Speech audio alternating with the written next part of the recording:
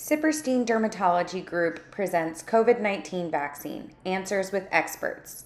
First, we will hear from Dr. Chad Rudnick on the history of vaccines, long-term effects of vaccines, and mRNA vaccines.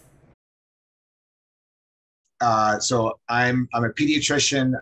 I'm a researcher. I'm a clinician for a long time, and especially vaccines is what I do all day, every day. That's what we give to children. That's what we've researched. So a lot of information that we're going to go over, I can give you all, the best expert commentary that I can. The first thing to know about vaccines, and with a lot of the questions that I saw that you guys wrote in, which were some great questions, you have to kind of understand a little bit of the history of where we've been to know where we are right now and where things are going. So vaccinations have been around for around 200 years. It's actually when smallpox vaccine the cowpox vaccine and smallpox first started about 200 years ago. In that time, there are no such thing as long-term side effects of vaccines. It's never happened. In all vaccines that have ever been given, any side effect happens within the first 8 weeks of getting the vaccine. There's not a single thing that comes up 10, 15, 20 years later that people say, oh, wait, the vaccine caused that. It's simply not true. People lie about that online a lot, but that's something that's just simply has not happened and doesn't happen. Now, with the mRNA vaccines, that's actually not something that's new either. We've been doing research on mRNA vaccines and using mRNA for other treatments, like in cancer treatments, for around 30 years. Original SARS back in 2003, a vaccine was created for it. It did really well in the clinical trials also. The reason why it wasn't given widespread was because original SARS kind of fizzled out. It was actually more lethal than this one is, but because it didn't reach pandemic status, they never needed to release the vaccine widespread. So again, we were giving mRNA vaccines back in 2003 also, and they worked really well. These vaccines that we have today, the Pfizer, the Moderna vaccine, they're safer than a lot of the vaccines that we've given over the past decades. They're more effective than a lot of the vaccines that we have over the past decades. So they're phenomenal when you look at it from a population standpoint. So it's not something that's new. It's just something that a lot of people had not heard of prior to COVID-19 pandemic. Can mRNA vaccines affect my DNA? They were basically injecting a protein that codes for the virus so that your body can mount an immune response. That protein degrades. The only thing that you're left with is antibodies. It's not in any way interfering with your DNA, your RNA. I will just echo how safe these vaccines are. I think, this is an example of truly, better science and improved science and safer science, I think, than we're used to with vaccines. Can you discuss the details on the FDA approval of the vaccines? Hi, I'm Dr. Montoya. I think that there's some hesitancy. A lot of people were afraid because it wasn't FDA approved. And, FDA is part of the government. It takes a long time for things to get done. And, these vaccines were done in, Operation Warp Speed in a fast and very safe, effective manner because they had the resources. So a lot of money was put in to get these vaccines done as fast as possible because we really needed it. And I think a lot of people don't understand that. And our previous administration was responsible for that. And administrations before had taken out a lot of the bureaucracy so that we could get vaccines done in a timely manner if something like this was to happen, which it did. So I think that that's something that people need to understand too when it comes to FDA. Obviously, Pfizer has been approved by the FDA. And a lot of that happened in a very fast time frame too. Normally, it takes about 8 months to get FDA approval. I think it was done in less than 4. And again, that was because they put a lot of resources, a lot of people into reading the literature, looking at the trials, making sure, checking out the adverse effects and events so that they could get the vaccines out as soon as possible and get them FDA approved, since a lot of people really felt like they needed that in order to get the vaccine.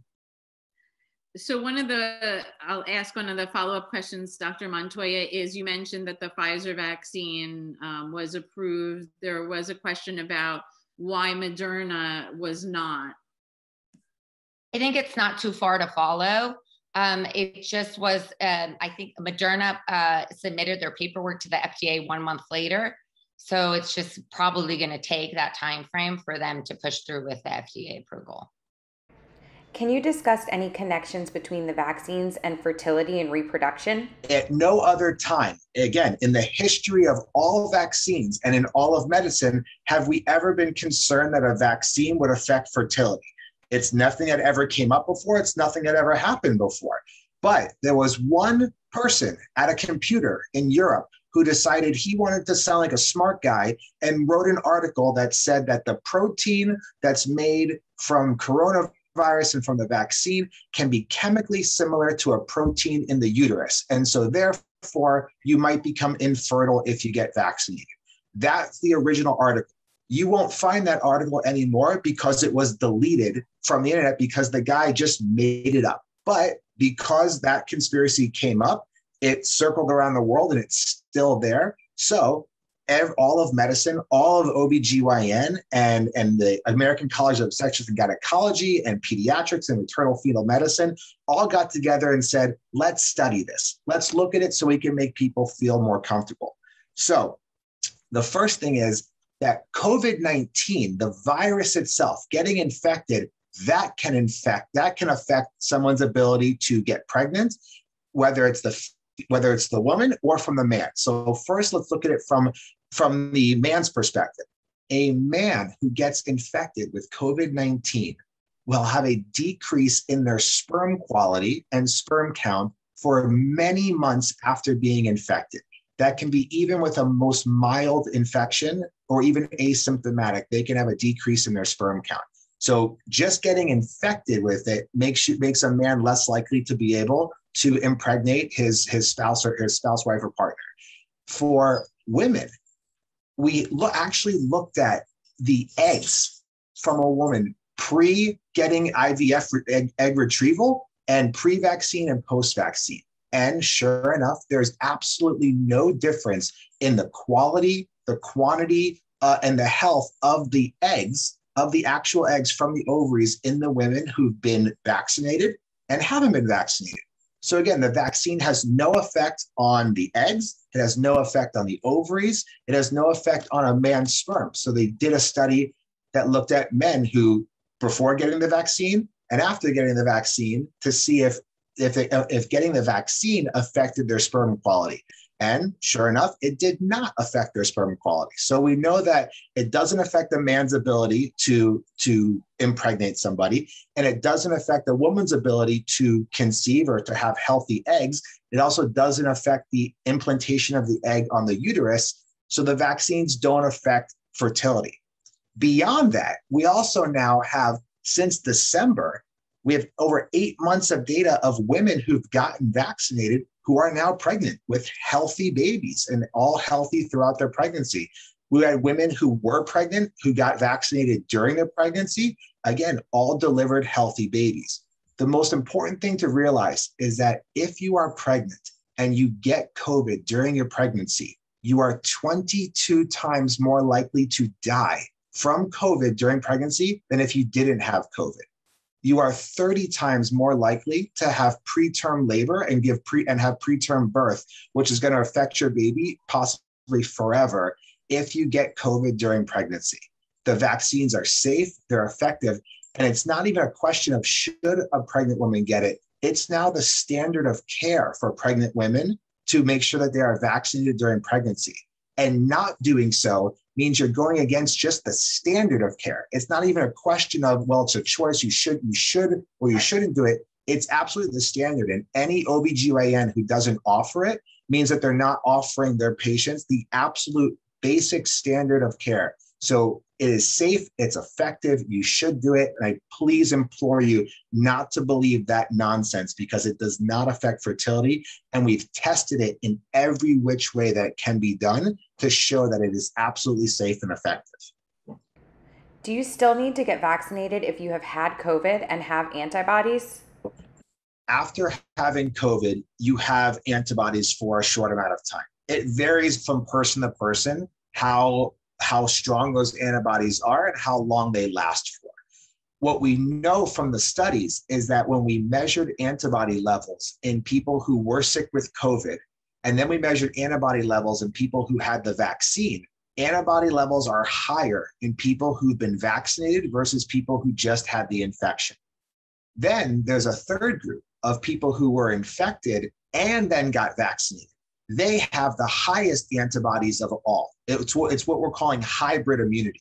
So you got infected, then you got vaccinated, and now they're the people that have the longest and strongest antibodies response that we've seen so far. So we know it's absolutely okay. You should get vaccinated after having COVID because those antibodies are just not reliable enough to prevent reinfection.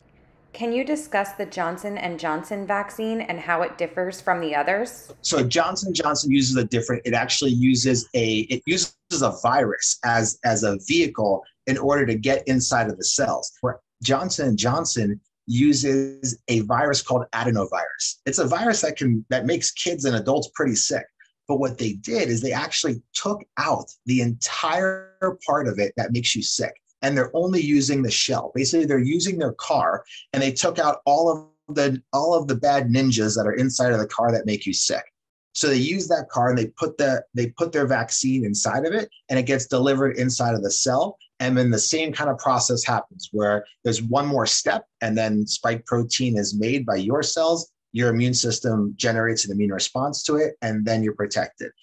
Just like the mRNA vaccines, Johnson & Johnson has been, again, tested with other types of medicines and using that vector as well over years and years to know that it's safe, that it's effective. What is actually in the vaccines? You have mRNA, that's the instructions on how to make that protein for your cells. There's a little bit of lipids or a little fat that surrounds it to kind of keep it stable. There's a couple of salts that are in there, just salt to help stabilize because of the acidity that's in your cell. There's a little bit of sugar in there also. It's just sucrose, a little table sugar, and that's it.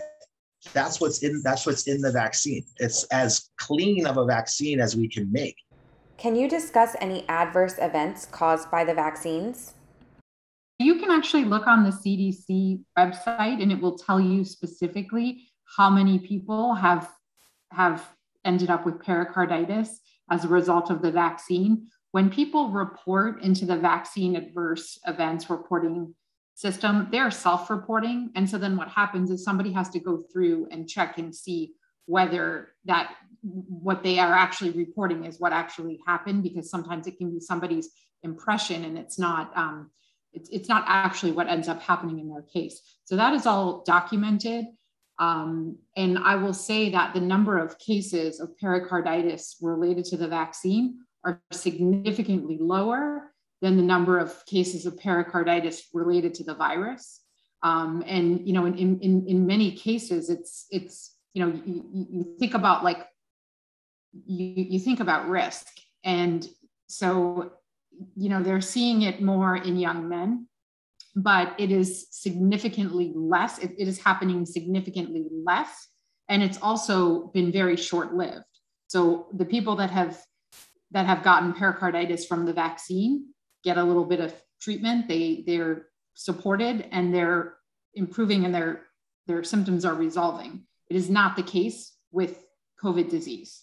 There's side effects from vaccines. None of us are saying that vaccines, there's going to be nothing that's going to happen. You're going to have sore arm, fever, fatigue, lymphadenopathy, and you're going to have the risk of a rare 1 in 40,000, 1 in a million, 1 in 10 million event. But your risk of the virus is so much higher. That's why we protect people with vaccines. Has anyone been admitted to your ICU due to an adverse event from the vaccine? No. Our College of Medicine has 7 partner hospitals. It's throughout Palm Beach and Broward County, and we talk with the CMOs all the time, and nobody has had any adverse events related to the vaccine that have required admission. Most of the CMOs are dealing with a largely unvaccinated, previously young and healthy population that they're having to admit, which is very difficult. Why do I need the vaccine if I always wear a mask and practice social distancing? I think that, what we've seen with COVID is you had COVID, alpha COVID. We look at viruses and they have a certain rate of how many people each person that gets sick is going to infect.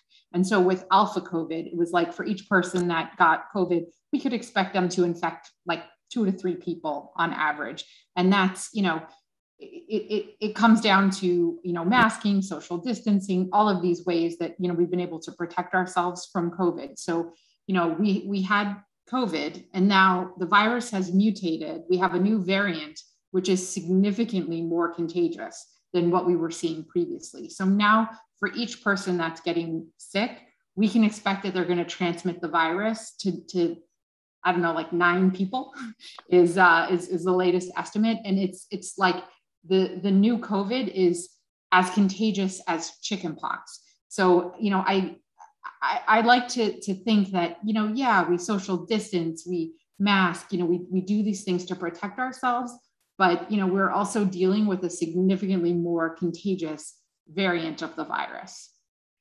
And just to second that, it's not a matter of if, it's a matter of when. I mean, 1 out of 5 people now are getting COVID in the state of Florida alone.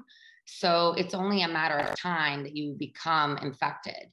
So having that vaccine and having that protection is essential. So I would not, bank on protective measures when it comes to this Delta variant. Why should I get vaccinated if vaccinated people are still getting COVID and spreading the virus? I want to jump in on that one. So vaccinated individuals spreading the virus. The vaccines are not 100% effective. I will tell you that. Dr. Montoya will tell you that. Dr. Jaros will tell you that. There is not a single vaccine that can be 100% effective.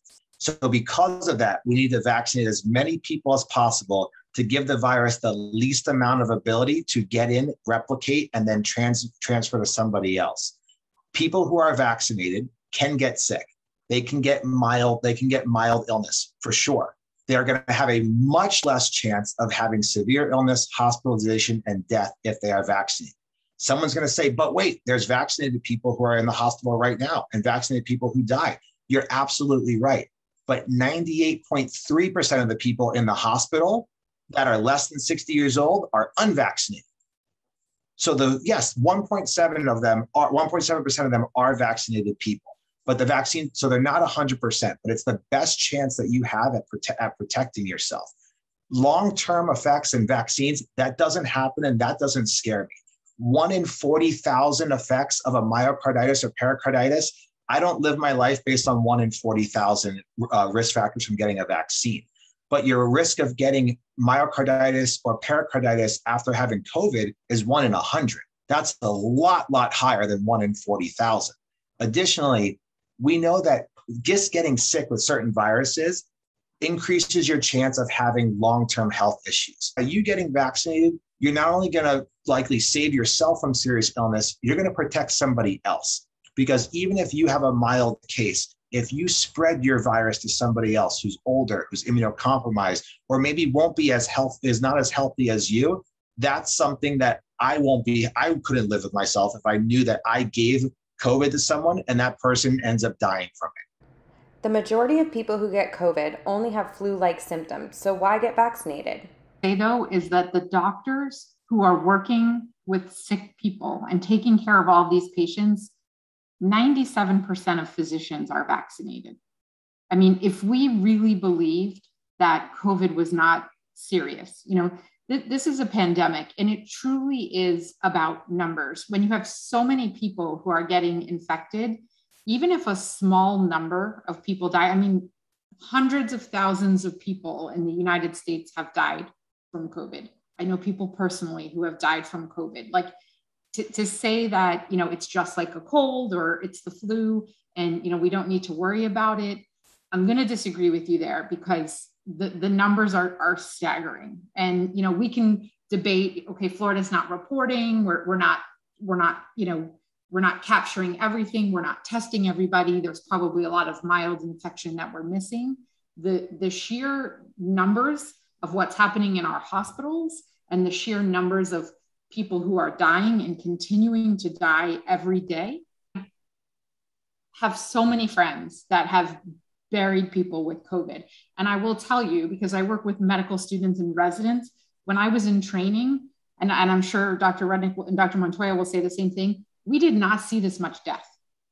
Like, I can remember every patient that died when I was in training because it was traumatic, and it stays with you. And what our medical students and residents and physician teams are experiencing right now is unprecedented. They're losing patients every week, multiple patients and young patients. And it's traumatizing. I am young and healthy, so most likely if I get COVID, I will be okay. One of the things that I've seen, and you speak a lot about being young and healthy, that is the worst misconception in all of this, is that I am young and healthy and I will be okay. This variant has learned how to evade the young immune system, how to rev it up and cause organ failure faster than I've ever seen. And I've been doing COVID relief for 18 months. I traveled, I went to Texas, I went to Georgia, I went to other states because I wanted to help COVID patients. I felt like they were unfortunate, like they shouldn't have to die from this disease. I'm highly experienced in managing the sickest patients with this disease process. And the worst mistake that anybody can make is really believe that they are young and healthy and will be okay. Because there's a lot of other things that go into play that we don't even know, including genetic predisposition. There's so many things that we're testing, that we're looking at. So I'm just telling you this, that this variant has learned how, is so sophisticated that it is killing 30-year-olds in 6 days or less, okay? And you can say, oh, poor unfortunate soul, who cares or who knows? But if it continues to replicate, in the young immune system and our children, eventually it's going to learn how to evade those immune systems as well. And that's something that a lot of people don't think about. Why do we now need boosters, and will we continue to need them?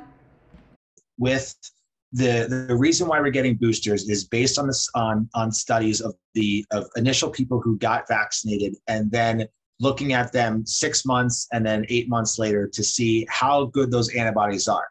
We gave the vaccine. This was a new vaccine. We've told everyone that this just SARS-CoV-2 was new. So we didn't know how long the antibodies would last for. The only way to know that is for us to do studies on it. So the fortunate thing for anyone who's not vaccinated is that you have 2.4 billion people ahead of you who've already been vaccinated, and the people who are in the trials that were measuring antibodies. In those studies, we looked at antibody levels and different age groups as the months went on. The first thing that we saw is that in people who were over the age of 60, they had the largest decrease in antibodies at that 6-month mark. People who were under the age of 60 did not have that same precipitous decrease in antibody levels. Because the younger you are, the better your antibody response is to vaccines. It's why I give kids certain number of vaccines, but they don't start a certain vaccine series until they're older. I have to give them more of them in order to get that same immune response. As far as how long it will last for, if what we know from, again, the history of vaccines is that when we give a shot on the first day, a booster shot several weeks later, and then a third 6 months or more afterwards, we do see a much longer, robust response to that vaccine than we do if we only give 1 or 2. So it's not uncommon. The truth is, though, Lisa, we don't know if it's going to be an annual thing or not. We don't know if there's going to have to be a booster with a new variant. How can we? How can we know if the virus is going to change? But what we can promise you is that you have the world's leading physicians, researchers, and scientists looking at this every single day so we can keep people safe, because there's 600,000 Americans who are dead, and there's over 5 million people around the world who are dead now, all because of this. Can you discuss what has changed in regards to children getting COVID? So the reason why things changed in children, early on in COVID, the biggest thing that came out, you guys all saw the messaging. Hey, kids aren't that affected. It goes to adults. Guys, the messaging there was that kids, they didn't tell you this part. They all were home because we closed every school down and we didn't have kids go to school. We stopped play dates, birthday parties, and everything else. But the reason why kids are getting more sick now, Tiffany, is because of the Delta variant. That's what's changed the game here. I wish it would have stayed with the original strains that are here. That's what's changed things. We don't know what the next variant is, but I will tell you that the reason why we have variants are because of unvaccinated people. That's well documented. That's what's known. The virus has less time to replicate inside of someone if you're vaccinated. We've also studied that. There's no disproving that because it's already been studied. If you're vaccinated and you get sick, the virus lives inside of you for a much shorter amount of time than someone who's not vaccinated. The longer time the virus is in you replicating, that's the more chance it has to mutate, and then a new variant is created that becomes more infectious. Can you discuss the state of the hospitals in Florida at this time? You asked about the mortality. I mean, I can touch and where are these numbers and where are these statistics? I encourage you to look up how many ICU beds we have open in the state of Florida right now. We are running at a negative 529 bed capacity, meaning we're past capacity of our ICU beds for adults. And I believe the pediatric is pretty close, if not already there as well. So this tells you how virulent and how bad this variant is. If there's that many people in the ICU requiring ICU beds, where we do not have beds, by the way, for heart attacks and strokes, that's a problem, right? So forget COVID, if you want to think about it in a different way. You know, I was thinking the other day and speaking to one of my colleagues, and I said, you know, listen, you need to be careful doing whatever you do. Don't get in a car accident right now, because the local trauma center is full. They have in the back, they have a cooler for the dead bodies, and they have a tent outside, and you might end up in the tent. This is what I said to my colleague yesterday. So you got to think about the global perspective and the bigger picture. So you can look at those statistics. I'm not making them up. I keep track of them because I'm the one trying to make beds in my in my hospital right now. And guess what? I can make a bed. I can put you in a cafeteria. I can put you in a conference room, but I can't make a nurse to take care of you. And that's a whole nother problem. So people don't think about these things. So you might need that nurse to take care of you if you come in for something else. And I don't have those people. We do not have those people. I talk to my colleagues all the way down to Jackson and all the way up to Melbourne. It's the same problem. So you need to think about those things when you're thinking about what's happening right now in our state of emergency that we're in. If the COVID-19 virus was man-made, would a vaccine even work on it? If it is a man-made virus, let's just go with that, okay? Why wouldn't we be able to make a vaccine for it? We know exactly what it looks like. We know exactly how it gets into the cell. We know exactly how it replicates. We know everything about this virus. So of course we can create an antidote for it or a vaccine for it. That's exactly what we can do. Regardless of where it came from, why would you think that we couldn't create something that can block it? And not only that, we can do it in theory, we've done it in practice, because we know that it protects against serious illness, hospitalization, and death. We know it reduces your chances of getting any illness. Why? Because we measure your antibody response to it. Then we take your antibodies and we take a whole bunch of virus and put them together in a petri dish, and we watch your antibodies actually eat that virus and attack it and kill it. So of course we can protect you from something that if it was man-made. That's why we had the entire world working together to protect you from SARS-CoV-2 virus. Regardless of its origin, of course we can protect from that. Yeah, so I mean, I agree. It doesn't really matter where it came from or how it came about. The fact is that it is, you know, it's causing harm, it's causing long-term effects, it's causing people to die. Can you talk about some of the conspiracy theories associated with the vaccine? The first is microchips in the vaccines. Again, the conspiracy theory came out was just someone made it up and put it online that it's a government tracking device. And then, so of course, they had to ask every expert on microchips. And the vaccine is a clear liquid. You can see it. I can see it when I draw it up. the smallest microchip in the entire world cannot fit into a 25 gauge by 1-inch needle. It cannot be injected through there. And you would see it because they're large particles. And even if there was a tracking chip in there, you can't track it because it's inside of your cells, and you need a transmitter that would be like the size of a car attached to your arm in order to track you from space. So that can't be there anyways. It's just that was a fun one that came up. The question was a good one. Someone asked about the swabs that are used to test you for COVID, and that they can be possible carcinogens on the swabs that we're using to test you. So the swabs that we use to test people for COVID, they're little plastic sticks with a cotton tip on the end of it, kind of like a Q-tip. But of course, we want those tips and those swabs to be sterile because you don't want anything on them that can contaminate the sample. So in order to sterilize these swabs, they use a gas. And so it's an ethylene oxide gas that's used to actually sterilize it. But it's a gas. And once it's sterile and it's put in the package, the gas doesn't stay on the cotton.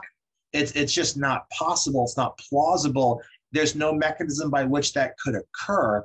And so there's no way we're keeping it clean. You want something sterile going into your nose, not something that's dirty. So, but again, because someone saw that there was an ingredient used in the gas to sterilize it, weeks and months before it even gets to your office, it was, it's going to go in my nose and I'm going to get cancer. It's not possible. It's not going to happen. There is no gas that's left over on it. And again, that's been tested and looked at. And lo and behold, there is no particles left over because it's a gas and the Q-tip swab is a solid cotton medium.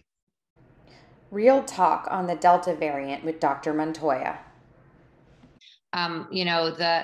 The Delta variant is different. I mean, me and my colleagues, I don't think that we have, those of us even doing this for the past 18 months to a year now, have felt so defeated and so demoralized because we go in, we give it 100%. We're doing everything that we can to save these people's lives. And the difference really has become that I look at them and they're my husband age. They're my sister's age.